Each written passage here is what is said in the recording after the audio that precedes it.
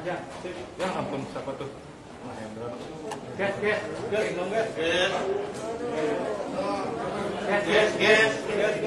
Halo, Gas. Hai, guys. Aduh, Gas.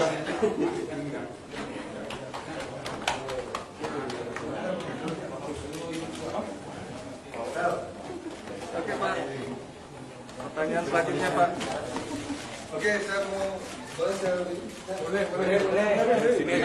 Di sini aja. Enggak.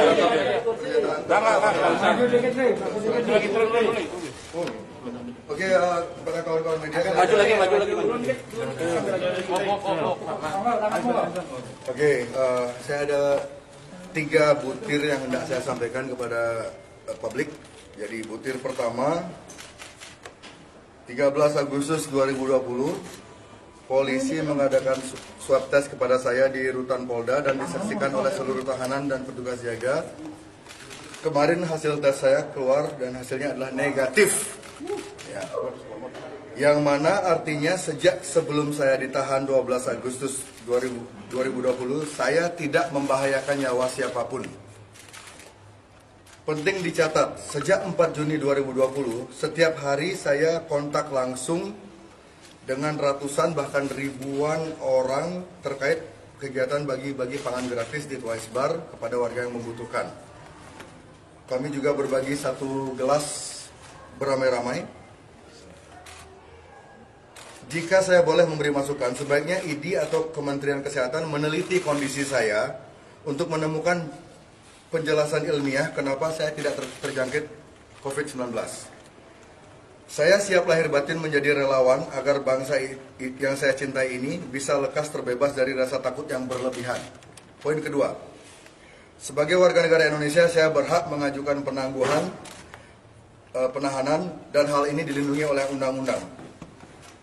Saya mengajukannya bukan karena saya cengeng, tapi karena saya melihat banyak sekali kejanggalan dan konflik kepentingan dalam kasus saya. Detail kejanggalannya bisa dipelajari di tayangan Hot Room-nya Hotman Paris yang membahas kasus saya, ada di YouTube. Tolong dicatat, saya belum dinyatakan bersalah oleh pengadilan, jadi biarkan saya bertarung di pengadilan, dan apapun keputusan pengadilan nanti saya akan terima dengan kesatria. Sekali lagi, saya bukan cengeng, saya tidak cengeng. Yang cengeng itu adalah mereka-mereka yang melanggar protokol kesehatan, namun lepas dari jerat hukum karena mereka dekat dengan kekuasaan. Yang belengih sejati itu adalah mereka-mereka yang tidak pernah memberi makan warganya, tetapi menertawai sesama rakyatnya yang berjuang mati-matian, memberi makan ratusan perut kelaparan setiap hari tanpa pamrih. Yang tidak berpendidikan itu adalah mereka yang memanfaatkan kekuasaan untuk menginjak hak rakyat, lalu berlagak sok paling suci seolah tanpa dosa. Leluhur Bali tidak buta, karma akan datang. Poin terakhir, yang ketiga, saya mohon kepada kawan-kawan saya yang santun, kawan-kawan saya yang cerdas, memiliki pergaulan luas, agar jangan diam saja melihat ketidakadilan yang menimpa rakyat kecil terkait kebijakan swab, rapid test, dan lain-lain. Negara kita memiliki anggaran ratusan triliun rupiah, sudah seharusnya tidak ada lagi yang namanya rakyat, terutama rakyat tidak mampu membayar swab test atau rapid test, dan dengan anggaran sebanyak itu, sudah seharusnya tidak ada lagi yang namanya warga kita yang kelaparan akibat pandemi. Sebagai penutup, jadi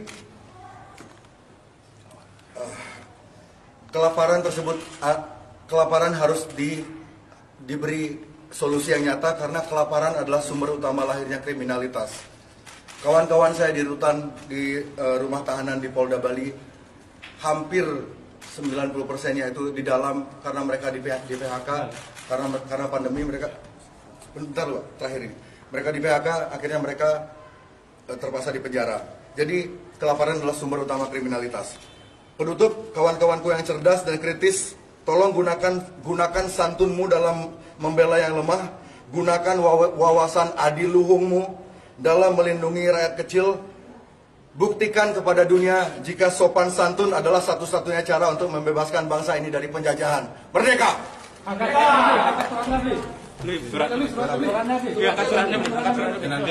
Nanti suratnya akan difoto di Instagram istri saya ya. Nanti suratnya akan ada di istri saya sama. Jaga jarak juga, jaga jarak. Kalau dia merasa ya. Jaga jarak.